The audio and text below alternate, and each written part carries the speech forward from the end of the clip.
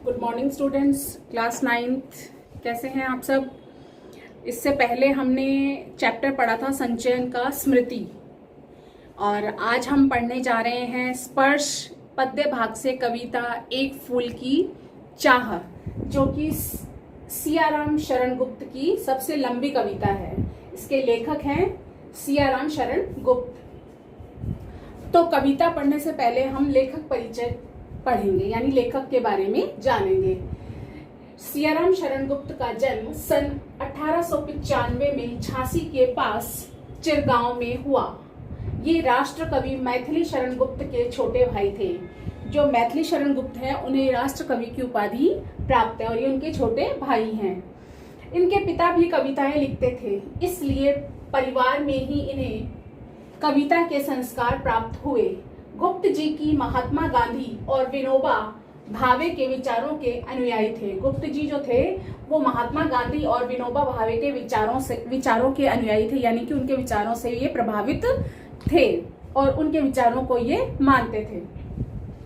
कथात्मकता इनकी रचनाओं की प्रमुख विशेषता है। कथात्मकता मतलब इनकी जो रचनाएं होती हैं उनमें कथात्मकता यानी कहानी का रूप होता है। देश की ज्वलंत घटनाओं और समस्याओं का जीवंत चित्र इन्होंने प्रस्तुत किया है, यानी कि अपनी कविताओं के माध्यम से इन्होंने जो देश की ज्वलंत घटनाओं यानी कि जो करंट जो मतलब की समस्याएं हैं और घटनाएं हैं उनको इन्होंने अपनी कविता के माध्यम से प्रस्तुत किया है। इनके काव्य की पृष्ठभूमि अतीत हो या वर्तमान, उनमें आधुनिक मानवता की करुणा, यातना और द्वंद्व समन्वित रूप से विकसित हुआ है। और इनकी प्रमुख कृतियां मतलब रचनाएं हैं मौर्य विजय, आद्रा, पाथे, मृण्मयी, उन्मुक्त, आत्मोसर्ग, दूर्वादल और नकुल। फिर पाठ परिचय। पाठ परिचय से मतलब इस कविता के बारे मतलब कविता में किसके बारे में बताया गया है। गुप्त जी की यह एक लंबी और विख्यात कविता है, यानी कि ये कविता बहुत लंबी है और विख्यात मतलब प्रसिद्ध कविता है। संपूर्ण कविता छुआछूत की समस्या पर आधारित है। और कविता किस पर आधारित है? समाज में जो छुआछूत है, यानी कि जो जाति का भेदभाव है उस पर ये आधारित है।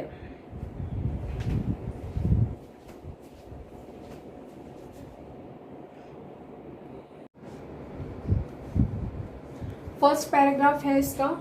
उद्वेलित कर अश्रु राशियां, हृदय चिताएं धधका कर, महामारी प्रचंड हो फैल रही थी इधर उधर। क्षीण कंठ मृत वत्साओं का करुण रुदन दुर्दांत नितान, भरे हुए था निज कृश्रव में हाहाकार अपार अशांत। तो सबसे पहले इसके शब्दार्थ देखते हैं। उद्वेलित मतलब भावों के प्रबल वेग से, कि जब हमारे मन के भीतर जो भाव उठते हैं दुख के, सुख के, तो वो आंखों के जरिए, आंसुओं के जरिए निकलते हैं। दुर्दांत यानी कि भयंकर। मृतवत्सा वह माँ जिसकी संतान मर गई हो। कृश मतलब कमजोर। नितांत मतलब बिल्कुल या अलग, अकेला। अशांत मतलब बेचैन। तो कवि ने इसकी व्याख्या कुछ इस प्रकार की है कि कवि कहते हैं कि लोग महामारी फैलने से परेशान हैं, यानी कि एक बीमारी जो सारे गांव या सारे शहर या विश्व में फैल जाए वो क्या कहलाती है? महामारी। जैसे इस समय हमारे यहाँ पर वैश्विक महामारी यानी कोरोना जो फैल रहा है। जगह जगह लोगों के रोने की आवाजें आ रही हैं, क्योंकि उनकी संतान महामारी की चपेट में आ गई है। वे अपने दुख के इस प्रबल वेग को दबाना चाहते हैं, यानी कि जो दुख उनके हृदय के भीतर है वो उसे हृदय के भीतर ही रखना चाहते हैं, लेकिन वह दुख जो है उनकी आंखों से आंसुओं की झड़ी बनकर फूट पड़ता है। महामारी प्रचंड रूप से बढ़ती जा रही है। वे माताएं जिनकी संतान इस महामारी में मर गई हैं, उनके रोने से पूरा वातावरण जो है करुणामय हो गया है, यानी कि गांव का जो वातावरण है करुणामय हो चुका है। हर तरफ जो है रोने की ही आवाजें आ रही हैं। क्यों? क्योंकि जो लोग या जिनके बच्चे महामारी की चपेट में आ गए हैं, जिन माताओं की संतानें उनकी मृत्यु हो चुकी है, वे माताएं, उनका जो रुदन है वो पूरे वातावरण को करुणामय कर रहा है। तो दूसरा इसका पैराग्राफ है। बहुत रोकता था सुखिया को, यानी कि जो पिता है उसकी बेटी का नाम है सुखिया। वो क्या बोल रहा है, अब वो कहानी जो है अब शुरू हो जाती है। बहुत रोकता था, ये गांव का वातावरण बताया गया था, उस समय गांव का माहौल कैसा था। और अब है, बहुत रोकता था सुखिया को, न जा खेलने को बाहर, नहीं खेलना रुकता उसका, नहीं ठहरती वह पल भर। मेरा हृदय कांप उठता था, बाहर गई निहार उसे, यही मनाता था कि बचा लूं किसी भांति इस बार उसे।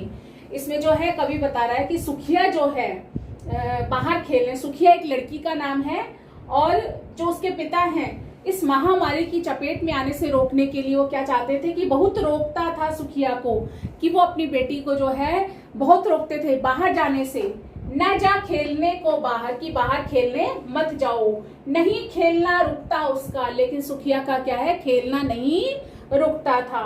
नहीं ठहरती वह पल भर, पल भर मतलब 1 मिनट के लिए भी वह नहीं रुकती थी। मेरा हृदय कांप उठता था, जो सुखिया का पिता था, जब सुखिया बाहर खेलने जाती थी तो उसका हृदय डर की वजह से कांप उठता था कि कहीं मेरी बेटी भी इस महामारी की चपेट में ना आ जाए। बाहर गई निहार उसे, और जब भी वह बाहर जाती थी तो उसे निहार मतलब देखता ही रहता था, एक पल के लिए भी पलक नहीं झपकाता था।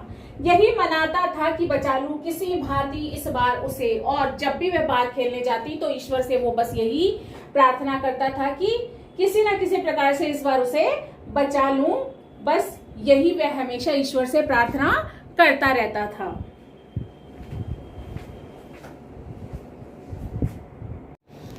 नंबर 3 पर है, भीतर जो डर रहा छिपाए, हाय वही बाहर आया, एक दिवस सुखिया के तनु को ताप तप्त मैंने पाया।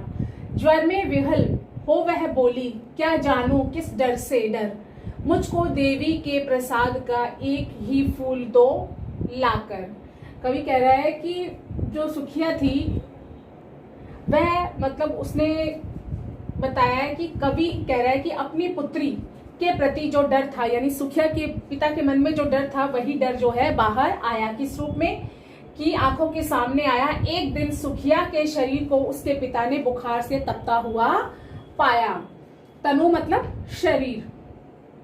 बुखार की दशा में सुखिया ने अपने पिता से इच्छा प्रकट की कि उसे देवी के चरणों में अर्पित प्रसाद का फूल ही ला कर दो। एक दिन क्या हुआ कि सुखिया के पिता ने उसे बुखार में तपता हुआ पाया, लेकिन सुखिया ने बुखार में तपते हुए उसे क्या था कि उसने अपने मन में जो इच्छा थी कि देवी के चरणों में चढ़ा हुआ प्रसाद का फूल ही उसे चाहिए। क्रमशः कंठ क्षीण हो आया, शिथिल हुए अवयव सारे, बैठा था नव नव उपाय की चिंता में मैं मन मारे। जान सका ना प्रभात सजग से, हुई अलस कब दोपहरी, स्वर्ण घनों में कब रवि डूबा, कब आई संध्या गहरी। यानी कि क्रमशः मतलब धीरे धीरे उसके कंठ जो है क्षीण यानी कि कमजोर होते जा रहे थे, उसकी आवाज जो है धीरे धीरे धीमी होती जा रही थी। शिथिल हुए, शिथिल मतलब कमजोर हो गए, अवयव मतलब अंग, उसके शरीर के, जो कवि कह रहा है कि सुखिया का बुखार कम नहीं हो रहा था, उसकी आवाज भी कमजोर हो गई, तथा शरीर के सारे अंग शिथिल पड़ गए, शिथिल मतलब कमजोर हो गए। वह चिंता में बैठा था, चिंता में मैं मन मारे, यानी कि वो चिंता में मन मार कर बैठा हुआ था। जान सका ना प्रभात सजग से, और उसे पता ही नहीं चला कि कब सुबह हुई और कब दोपहर से शाम भी हो गई। उसे तो बस अपनी पुत्री की, सुखिया की ही चिंता थी कि कैसे उसका इलाज हो, कैसे वह ठीक हो।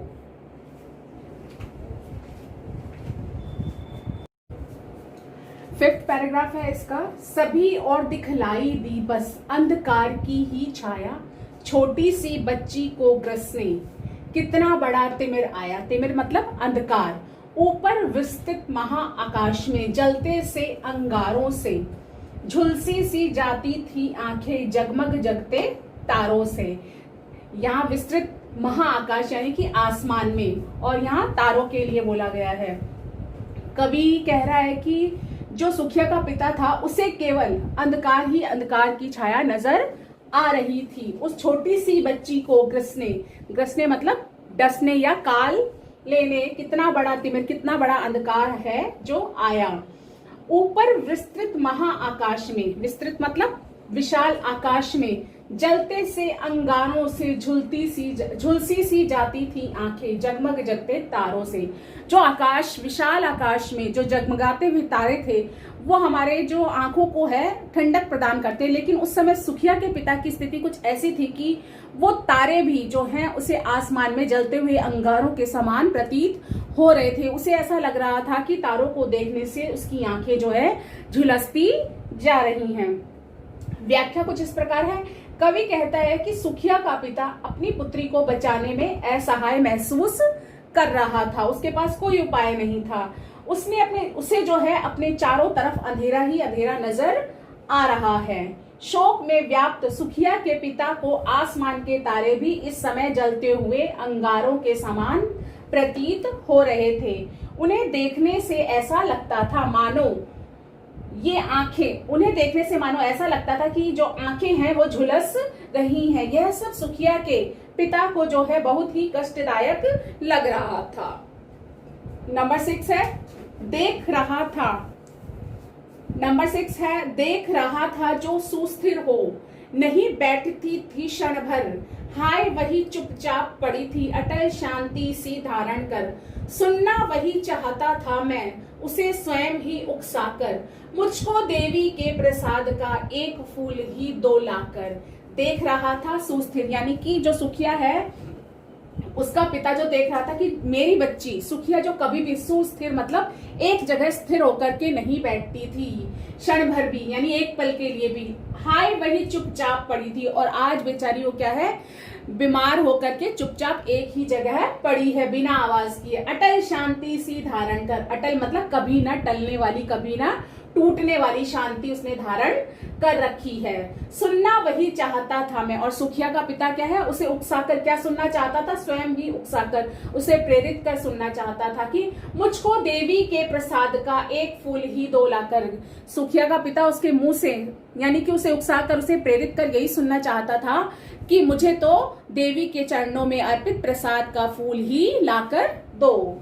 व्याख्या कुछ इस प्रकार है। कवि कहता है कि शोक में व्याकुल पिता अपनी बेटी को ऐसी मरणासन अवस्था में देखकर बोला, जो कभी स्थिर होकर नहीं बैठती थी आज उसने कभी न टूटने वाली शांति धारण कर रखी है। सुखिया के पिता की इच्छा थी कि वो एक बार फिर से बोले कि मुझे तो देवी के चरणों में अर्पित वही प्रसाद का फूल लाकर दो।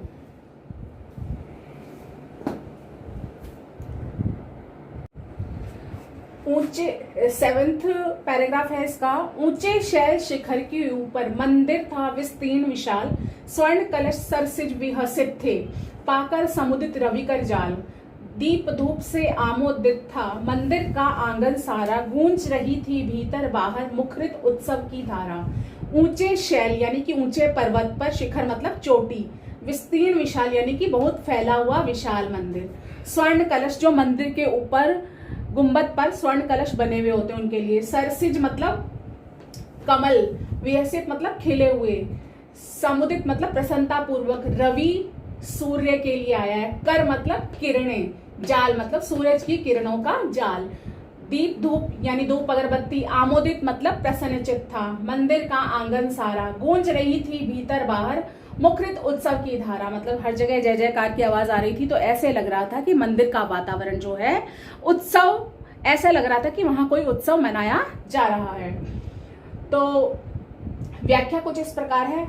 मंदिर की सुंदरता का वर्णन करते हुए कवि कहता है कि मंदिर की सुंदरता एवं विशालता का वर्णन करते हुए कवि ने कहा है कि देवी का मंदिर ऊंचे पर्वत की चोटी पर स्थित था, मंदिर के शीर्ष पर रखा सोने का कलश उसी प्रकार सुशोभित हो रहा था जिस प्रकार सूर्य की किरणों का समूह कमल पर पड़ता है तो वह और सुंदर लगता है।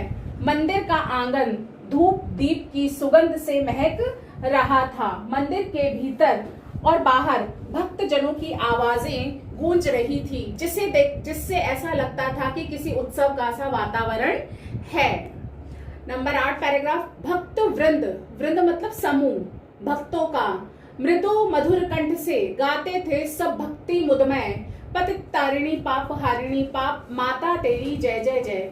मेरे मुख से भी निकला बिना बड़े ही मैं आगे को जाने किस बल से ढिकला। कवि कहता है कि वहां पर जब वो मंदिर में गया था सुखिया का पिता, तो वहां का वातावरण कैसा था कि भक्त वृंद यानी कि जो भक्त जन है वो मधुर कंठ से भक्ति के साथ माता की जय जयकार कर रहे थे कि पतित तारिणी यानी कि पतितों का, पापियों का उद्धार करने वाली, तारने वाली और पापों से मुक्त करने वाली माता तेरी सदा जय जय हो।